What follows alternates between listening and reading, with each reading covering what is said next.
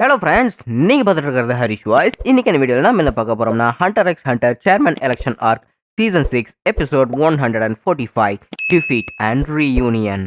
இந்த சேர்மன் எலெக்ஷனில் நான் ஜெயிச்சா கண்டிப்பாக என் ஃப்ரெண்ட்ஸை காப்பாற்றுறதுக்கு நீங்கள் யாராவது எனக்கு உதவி பண்ணி ஆகணும். என் நண்பன் கானை காப்பாற்றுறதுக்கு நீங்கள் எப்படியாவது உதவி பண்ணுங்க அப்படின்னு நம்ம லீரியோ எலெக்ஷனுக்கு முன்னாடி கேட்டுக்கிட்டு இருக்கிறா. பட் இது 8th ரவுண்டுக்கு முன்னாடி. ஸோ இப்போ 8th ரவுண்டோட ரிசல்ட்டுமே வந்துருச்சு. ஹண்டர் ஹெட் குவார்ட்டர்ஸில் எல்லாருமே ஆவலோடு இருக்கிறாங்க அந்த 8th ரிசல்ட் எப்படி இருக்கும் அப்படின்னு பார்க்கறதுக்காக. ஸோ ரிசல்ட் வந்ததுக்கப்புறம் தான் தெரியுது இவங்களுக்கு தலையில் கழுத்துக்கு போடுற மாதிரி இருக்குது. ஏன்னா முதல் இடத்துல நம்ம லீரியோ வந்திருக்கிறான். ஸோ அவனுக்கு மொத்தமாக 252 ஓட்டு வந்திருக்குது. ஸோ ரெண்டாவதாக பேரிஸ்டன் வந்திருக்கிறான். அவனுக்கு வெறும் 240 ஓட்டு தான். கிட்டத்தட்ட பாதிக்கு மேலே பார்த்தீங்கன்னா அவன் இன்க்ரீஸ் ஆகியிருந்திருக்கிறான். பட் எலெக்ஷனோட ரூல்ஸ் படி 44% மேலே, அதாவது 50% மேலே இருந்தால் தான் இந்த எலெக்ஷனில் வந்து பாஸ் ஆக முடியும். ஸோ இப்போ மறுபடியுமே 9th எலெக்ஷன் வைக்கிறதுக்காக டாப் 2 கேண்டிடேட்ஸுக்காக மறுபடியும் எலெக்ஷன் வைக்க போகிறாங்க. யார் 50% மேலே ஓட்டிங் வாங்குறாங்களோ கண்டிப்பாக அவங்க தான் அடுத்த சேர்மன் அப்படின்னு நிரூபிச்சிருவாங்க. இப்போ நம்ம சியாடலுக்கு என்ன பண்ணுறதுனே தெரியல. ஏன்னா இவனோட பிளான் படி எல்லாமே பக்கவாக போயிட்டு இருக்குது. ஸோ அவளுமே இந்த எலெக்ஷன்லேருந்து விலகிற அப்படின்னு சொல்லிட்டாளா.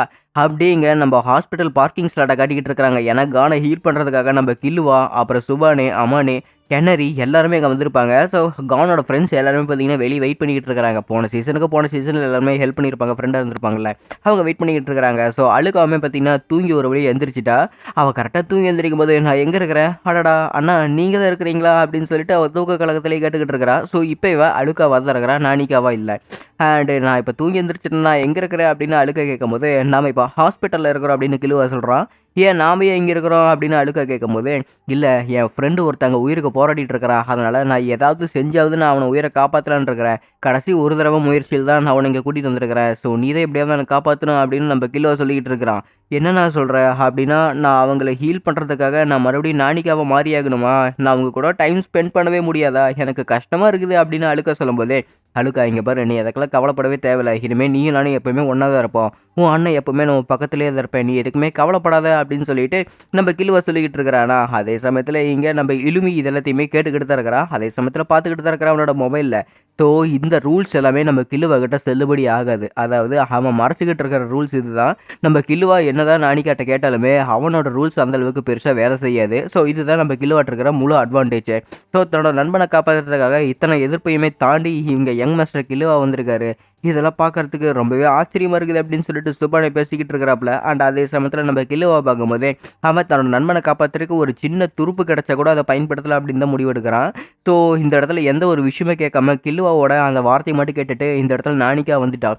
ஸோ சின்ன வயசுலேருந்தே பார்த்தீங்கன்னா நானிக்கா மாதிரியே தான் இங்கே நம்ம அழுகா இருந்திருக்கிறா. ஸோ அழுக்கா எப்பவுமே வெளியே வந்ததே கிடையாது. ஏன்னா ஒருத்தர்கிட்ட ஒரு விஷயம் கேட்டதுக்கப்புறம் அந்த விஷயம் எப்பவுமே இன்கம்ப்ளீட்டாக தான் இருக்குமா. ஸோ அந்த விஷயம் கம்ப்ளீட் ஆகிற வரைக்கும் நானிக்கா வெளியவே தான் இருப்பாளே தவிர கண்டிப்பாக அழுக்கா வெளியே வரவே மாட்டா. ஸோ அது ஒரு விஷயத்தை ஹீல் பண்ணுற மாதிரி இருந்தால் கண்டிப்பாக நானிக்கா இங்கேருந்து ஈஸியாக கிளம்பி போயிடுவா. ஸோ இப்போ ஒரு விஷயத்தை ஹீல் பண்ணுறதுக்கு அவளுக்கு முழு சக்தியுமே தேவைப்படுற மாதிரி இருந்தால் நான் இப்போ நானிக்காவோட முழு சக்தியுமே பயன்படுத்தி என் நண்பன் கானை ஹீல் பண்ணிடுவேன். அதுக்கப்புறம் நானிக்கா திரும்ப எப்பவுமே வெளியவே வரமாட்டா, அவள் ஒரே அடியாக தூங்கிடுவா அப்படின்னு கில்வா ஒரு கெஸ்ஸிங்லேயே பார்த்தீங்கன்னா நானிக்கா உள்ளே கூட்டிகிட்டு போகிறான். ஸோ உள்ளே போய் தன்னோட நண்பனை நேருக்கு நேர் பார்த்துக்கிட்டு இருக்கிறான். அவனுக்கு கை எங்கே இருக்குது, கால் எங்கே இருக்குது, கண்ணு மூக்கு எல்லாம் சரியாக இருக்குதான்னு கூட அவனுக்கு தெரியவே இல்லை. ஏன்னா ஃபுல் பாடியுமே பார்த்தீங்கன்னா அப்படியே கட்டுப்போட்டு வச்சுருக்கிறாங்க. நானிக்கா உன்னோட கை வேணும் அப்படின்னு சொல்லிட்டு கேட்குறான். ஏன்னா அவர் எந்த ஒரு பொருளையுமே ஹீல் பண்ணுறதுக்கு டச் பண்ணி ஆகணும்ல. கில்வா கானோட கையை எடுக்கிறான் பாருங்க. அந்த கையோட நிலைமையை பார்க்கும் போதே அவனுக்கு என்ன பண்ணுறதுனே தெரியல. ஏன்னா எப்படி நல்லா துருத்துன்னு இருந்த பையன் இப்போ இன்னைக்கு இப்படி இருக்கிறத பார்க்குறதுக்கு அவனுக்கு ரொம்பவே கோவம் வருது. தன்னாலேயே இப்படி நண்பனுக்கு இப்படி ஆயிடுச்சு அப்படின்னு அவன் ஏகப்பட்ட கில்ட்னஸில் இருக்கிறான். அவனை பார்க்கும்போது இவனுக்கு அழுக வருதா கோவம் வருதான்னு நமக்கே சத்தியமாக தெரியல. ஏன்னா அந்த அளவுக்கு ஆக்ரோஷத்தில் இருக்கிறானா. சரி இப்போ நான் ஹீல் பண்ண போகிறேன் அப்படின்னு சொல்லிட்டு நானிக்காமே பார்த்தீங்கன்னா கானோட கையை பிடிச்சி அந்த இடத்துல பவர் ஏதோ கொடுக்குற பாருங்க. ஸோ அந்த ஹீலிங் கொஞ்சம் கொஞ்சமாக கான்குள்ளே போய்கிட்டு இருக்குது. அடுத்த செகண்டே பார்த்தீங்கன்னா அந்த இடம் முழுக்கவே பார்த்தீங்கன்னா அதிக ஆறாம் மூலமாக சூழ்ந்தப்பட்டுருச்சு. அங்கே இருக்கிறவங்களுக்கு செம ஷாக்கிங், என்னடா நடக்குது இங்கே அப்படின்னு சொல்லிட்டு கணக்கில் அங்கே இருக்கிறவங்க எல்லாருமே வந்து பார்க்கும்போதே அந்த ஹாஸ்பிட்டல் சுற்றியுமே பார்த்தீங்கன்னா நல்லா டென்ஸான பவர்ஃபுல்லான ஆறா அந்த பார்க்கிங் ஸ்லாட்டை சுற்றியுமே போயிட்டு இருக்குது. இவங்களுக்கு ஆச்சரியமாக இருக்குது, யார் இதெல்லாம் பண்ணுறது, இந்த அளவுக்கு சக்தி இங்கே யாருக்கிட்ட இருக்குது, அங்கே உள்ள என்னதான் நடந்துக்கிட்டு இருக்குது அப்படின்னு சொல்லிட்டு மொராலுக்கெல்லாம் செம ஆச்சரியம். அங்கே என்ன நடக்குதுன்னே தெரியல. அந்த இடம் முழுக்கவே பார்த்தீங்கன்னா அப்படியே அதிர்வுது. அமனே சுபானே 2 பேரும் உள்ளே தான் நின்றுக்கிட்டு இருக்கிறாங்க. ஸோ உள்ளே இருக்கிற எல்லாத்தையுமே இவங்க பார்த்துக்கிட்டு தான் இருக்கிறாங்க. அதே சமயத்தில் தன்னோட ஃபேமிலிக்குமே பார்த்தீங்கன்னா அந்த டெலிகாஸ்ட் பண்ணிக்கிட்டு தான் இருக்கிறாங்க. அதாவது சுபானேவோட கண்ணில் ஒரு கிளாஸ் இருக்கும்ல, அதில் தான் இவனோட ஃபேமிலி எல்லாமே பார்த்துக்கிட்டு இருக்கிறாங்களா. இங்கே ஹெட் குவார்ட்டர்ஸில் இவங்களுக்கு பீதி ஆகுது. ஏன்னா இப்பேற்பட்ட ஒரு பவரை இவங்க ஃபீல் பண்ணதே கிடையாது. இந்த அளவுக்கு என்னடா பவர் அப்படின்னு சொல்லிட்டு அங்கே இருக்கிறவங்களுக்கு செம ஷாக்கிங்கு. நம்ம பாரிஸ்டனுமே ஒரு மாதிரி சிரிக்கிறான். இங்கேயுமே பார்த்தீங்கன்னா ஒரு மாதிரி சைலண்டாக இருக்கிறாப்லையா. ஸோ பாரிஸ்டனுக்கு தெரிஞ்சு போச்சு இந்த இடத்துல ஏதோ நடக்குது அப்படின்னு சொல்லிட்டு. அவள் ஏற்கனவே மனசுக்குள்ள ஏதோ கெஸ் பண்ணி வச்சிருந்துருக்கிறான். அதையே அவள் சாதிச்ச மாதிரி ஒரு சிரிப்பு சிரிக்கிறான் பாருங்க. அப்படியே இங்கே நம்ம கான் இடத்த காட்டிக்கிட்டு இருக்கிறாங்க. நாளைக்கு அந்த இடத்துல அவளோட ஃபுல் பவர் கொடுத்து கானை கம்ப்ளீட்டாக ஹீல் பண்ண பார்த்துக்கிட்டு இருக்கிறா. ஸோ இந்த பவரை ஃபீல் பண்ண நம்ம இலுமி அவனுக்கும் இந்த சக்தி வேணும் அப்படின்னு ஆசைப்பட்டுக்கிட்டு இருக்கிறான். ஏன்னா இந்த அளவுக்கு ஒரு சக்தி என்கிட்ட இருந்தா யாராலையுமே என்னை ஜெயிக்க முடியாது. ஏன்னா இந்த இடத்துல நான் அழிக்க முடியாதான்னு ஆயிடுவேன். எனக்கு அந்த சக்தி வேணும். அது என்னுடைய சக்தி. அதை யாருமே என்கிட்ட இருந்து பறிக்க முடியாது அப்படின்னு சொல்லிட்டு எளிமை ஒரு பக்கம் அழுக்காவோட பவர் மேலே ஆசைப்படுறான். இங்கே ஒரு புது பிரச்சனை கிளம்புதா. அப்படியே ஹெட் குவார்ட்டர்ஸில் காட்டினா எலெக்ஷன் நடந்துகிட்டு இருக்குது. ஸோ நம்ம லியோரியோவுக்கு அடுத்ததாக ஓட் போடலாம் அப்படின்னு முடிவு எடுக்கிறாங்களா. பாரிஸ்டன் எனக்கு இதில் எலெக்ஷனில் முக்கியம் இல்லை. பட் இருந்தாலுமே நான் லியோரியோ கிட்ட ஒரே ஒரு கேள்வி கேட்கணும்னு ஆசைப்பட்றேன். லியோரியோ, நீ இந்த எலெக்ஷனில் ஜெயிச்சா ஒரு சேர்மனாக நீ என்ன செய்வே அப்படின்னு பாரிஸ்டன் கேட்கும்போது, என்னது நான் சேர்மேனாவா? நான் என் ஃப்ரெண்டை கானை காப்பாற்றுவேன் அப்படின்னு அவன் சிம்பிளாக சொல்லிடுறான். என்னது உன் ஃப்ரெண்டு கானை காப்பாற்றுவியா? அவ்வளோதான் பண்ணுவியா? வேறு எதுவுமே பண்ண மாட்டேன் அப்படின்னு பாரிஸ்டன் கேட்கும்போது, ஆமாம் வேறு எதுவும் நான் பண்ண மாட்டேனே அப்படிங்கிறாங்க. ஸோ பார்த்துக்குங்க, நீங்கள் இவனை தான் ஓட் பண்ணி சூஸ் பண்ண போகிறீங்களா? ஏன்னா சேர்மன் எலெக்ஷன் நடந்ததுக்கப்புறம் இந்த ஹண்டர் எக்ஸாமில் என்ன ஒரு விஷயம் நடந்தாலுமே சரி, அந்த விஷயத்தை மாற்றி அமைக்கக்கூடிய திறமை இவங்ககிட்ட சுத்தமாக கிடையாது. நம்ம ஹண்ட்ரஸுக்கு எப்படி புதுசாக ஏதாவது ஒரு அப்டேட்டை கொண்டு வருவான், கண்டிப்பாக இவனால் எதுவுமே கொண்டு வர முடியாது அப்படிங்கிறாங்க. சரி உனக்கு வேறு ஏதாவது கொண்டு வரதுக்கு ஐடியா தான் இருக்குது அப்படிங்கும்போது, அந்த ஐடியாலாம் எனக்கு எதுவுமே கிடையாது. நான் என் ஃப்ரெண்டை கானை ஹீல் பண்ணணும் அவ்வளோதான் அப்படின்னு இங்கே லியோரியோ சொல்கிறா. பார்த்தீங்களா, உங்களுக்கே நல்லா தெரிஞ்சு போச்சு இல்லை? ஸோ இப்போது நீங்கள் யாருக்கு ஓட்டு போடணும் அப்படின்னு நல்லா தெரிஞ்சுக்குங்க. ஏன்னா இந்த மாதிரி ஒரு ஆளுக்கு நீங்கள் ஓட்டு போட போகிறீங்களா, இல்லை டெரடைன் அப்புறம் புஷிடிரோ ஆளுங்க மாதிரி எல்லாருமே இறந்து போய் நமக்காக இந்த எலெக்ஷன் நடத்தி கொடுத்துருக்காங்க. அதனால நான் இந்த இடத்துல சேர்மன் எலெக்ஷன் ஆனா எமர்ஜென்சி கவுன்சில்னு நான் உன்னை இங்கே கூட்டுவேன் அப்படின்னு அவன் சொல்கிறான் பாருங்க.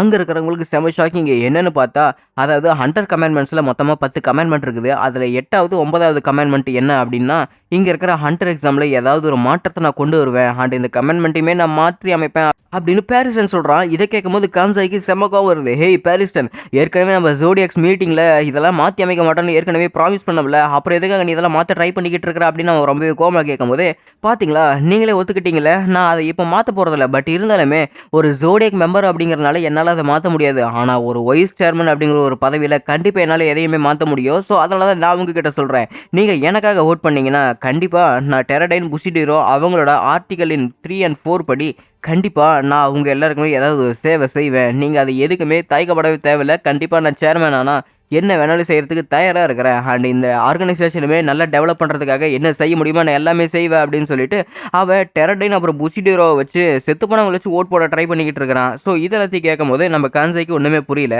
கான்சாய், நீ என்ன பேசினாலுமே அவன் அதுக்கு 3-4 பங்கு உனக்கு பிரச்சனையை திருப்பி தருவா, அதனால் பார்த்து பேசு அப்படின்னு ரேபிட் சொல்லிக்கிட்டு இருக்கிறான். ஸோ இந்த இடத்துல பாரிஸ்டன் அவனும் உயிரை கொடுத்து பேசிக்கிட்டு இருக்கும்போது இப்போ தான் நம்ம சியாடலுக்கு புரியுது. ஏன்னா கிங் ஏற்கனவே சொல்லியிருப்பான், அவன் ஜெயிக்கவும் ஆசைப்படல, அவன் தோக்கவும் ஆசைப்படல. பட் அவன் இந்த இடத்துல மக்களோட மனசில் நிற்கிறதுக்கு ஆசைப்பட்டுக்கிட்டு இருக்கிறான். எவ்வளோ கேவலமான ஆள். ஏன்னா மற்றவன் ஜெயிக்கணும் அதெல்லாம் இவனுக்கு கிடையாது. இவன் மற்றவங்களோட மனசில் நிற்கணும், அதுதான் இவனுக்கு முக்கியமான விஷயமே. ஜிங் ஏற்கனவே சொன்னான் அப்படின்னா ஜிங் இவன்கிட்ட ஏற்கனவே அந்த விஷயத்தை ப்ரெடிக்ட் பண்ணியிருக்கிறான். அப்படின்னா இது என்னோட நேரம் அப்படின்னு சியாடில் அப்படி எந்திரிக்கிறா பாருங்க. என்னாச்சுன்னா, நான் அவங்ககிட்ட ஒரு கருத்து சொல்லி ஆகணும். அதாவது நம்ம லியோரியோ இந்த எலெக்ஷனில் ஜெயிச்சா நான் அவனுக்கு பர்சனல் அட்வைஸராக இருக்கேன், நான் ஒத்துக்கிறேன். அவனுக்கு நல்லது கெட்டதை சொல்லி பெர்ஃபெக்ட் சேர்மன் எப்படி இருக்கணுமோ அந்த மாதிரி நான் அவனை நடத்துறதுக்கு ஆசைப்படுறேன். அது மட்டும் இல்லாமல் அப்பேற்பட்ட அட்வைஸர் ஆகிறதுக்கு நான் ஜோடியாக்ஸ்லேருந்து வெளியே வரணும்னா அதுக்கும் நான் தயங்கவே மாட்டேன் அப்படின்னு சியாடில் சொல்கிறா. இப்போ இவங்க எல்லாருக்குமே ட்விஸ்ட். ஏன்னா லியோரியோவுக்கு ஆர்கனைசேஷனில் எந்த ஒரு அக்கறையுமே கிடையாது. பட் தன்னோட நண்பன் கானை ஹீல் பண்ண அப்படின்னு முடிவோட தான் இருக்கிறான். இப்போ கானை ஹீல் மட்டும் பண்ணிட்டா அவனுக்கு என்ன பண்ணுறன்னு ஒன்றுமே புரியல. டப்புன்னு அந்த இடத்துல லியோரியோ அப்படின்னு சத்தம் கேட்குது. யாரா அப்படின்னு சொல்லிட்டு எல்லாருமே பொறுமையாக திரும்பி பார்க்குறாங்க. லியோரியோக்கு எதுவுமே தெரியல. யாருன்னு அங்கே பார்த்தா நம்ம மொரால் தான் இருக்கிறாப்புல. என்னாச்சு அப்படின்னு ஆச்சரியத்தோட எல்லாருமே திரும்பி பார்த்துக்கிட்டு இருக்கும் போது மொரால் அழுதுகிட்டே பார்த்தீங்கன்னா ஒரு தம்ஸ் அப் காட்டுறாப்புல. அதாவது தன்னோட நண்பன் கால் வந்து ஹீல் ஆயிட்டா அப்படின்னு அவர் இந்த மாதிரி கெஸ்டர்லேயே சொல்லிக்கிட்டு இருக்கிறாப்புல. இதை பார்க்கும்போது நம்ம லியோரியோவுக்கு என்னன்னே புரியல. அந்த அப்பேற்பட்ட வெளிச்சத்துலேருந்து பார்த்தீங்கன்னா ஒரே ஒரு குட்டி பையன் வரான். அந்த பையன் வேறு யாருமே கிடையாது, நம்மளோட கான் ஃப்ரீக்ஸ். கானுக்கு இந்த இடத்துல என்ன நடந்துட்டு இருக்குன்னு சுத்தமாக தெரியல. பட் தன்னோட நண்பன் லியோரியோவை பார்க்கறதுக்கு அவன் ரொம்பவே சந்தோஷப்படுறானா. லியோரியோவும் தான் நண்பன் கானை பார்க்கறதுக்கு கண் கலங்குறான். ஏன்னா கொஞ்ச நேரத்துக்கு முன்னாடி சாக கடந்த பையன் இன்னைக்கு இப்படி உயிரோட தள்ள தெம்பா நின்றுக்கிட்டு இருக்கிறான்ல. அதை பார்க்கும்போது அவனுக்கு ஆனந்த கண்ணீரா வந்துகிட்டு இருக்குது. கான் பச்சை வெகுளித்தனமா பார்த்தீங்கன்னா அங்கே நின்றுகிட்டு இருக்கிறானா, தன் நண்பன் இப்படி உயிரோட நிற்கிறத பார்க்கறதுக்கு அவனை ஆச்சரியமா இருக்குது. நண்பா கான் நீ என்ன உயிரோட தான் இருக்கிற அப்படின்னு சொல்லிட்டு கையில் வச்சிருந்த மைக்கை தூக்கி போட்டுட்டு பதவியாவது மண்ணாங்கட்டியாவது அப்படின்னு சொல்லிட்டு அது எல்லாத்தையுமே தூக்கி எறிஞ்சதுக்கப்புறம் கான் நீ என்ன உயிரோட தான் இருக்கிற அப்படின்னு சொல்லிட்டு கானை நோக்கி ஓடி வர பாருங்க. லியோ ரியோ அப்படின்னு சொல்லிட்டு பாஞ்சு வந்து 2 பேரும் கட்டி பிடிக்கிறாங்க. இது எல்லாத்தையுமே நம்ம கிங் கேட்டுக்கிட்டு தான் இருக்கிறான். பைத்தியக்காரா உனக்கு என்ன ஆச்சு, நான் ரொம்பவே கவலைப்பட்டு போயிட்டேன் தெரியுமா அப்படின்னு சொல்லிட்டு லியோரியோ அழுதுகிட்டு இருக்கிறான். ஏன்னா அந்த அளவுக்கு மோசமா இருந்தேன் அப்படின்னு கான் கேட்கும்போது, மோசமா நீ அதை விட கொடூரமான நிலைமையில இருந்த அப்படின்னு லியோரியோ சொல்லிக்கிட்டு இருக்கிறான். சரி லியோரியோ போதும், அதான் உன் நண்பன் கான் உயிரோட வந்துட்டான்ல, இதுமே ஆக வேண்டிய வேலையை பாரு அப்படிங்கிறாங்க. ஸோ பாரிசன் இது எல்லாத்தையுமே பார்த்துக்கிட்டு கை தட்டுறான். அதை பார்த்துட்டு எல்லாருமே பார்த்தீங்கன்னா கை தட்டிக்கிட்டு இருக்கிறாங்க. ஏன்னா இப்படி ஒரு பையன் சாக கடந்தவங்க உயிரோட வந்துட்டு அப்படின்னு எல்லாருமே சந்தோஷப்படுறாங்க. பாத்தியா இவங்க எல்லாருமே உன்னை பத்தி கவலைப்பட்டாங்க, அதனால தான் உனக்கு இப்பேற்பட்ட வரவேற்பு அப்படின்னு லியோரியோ சொல்லிக்கிட்டு இருக்கிறா. இப்போ சியாடலுக்கு இன்னொரு ட்விஸ்ட்.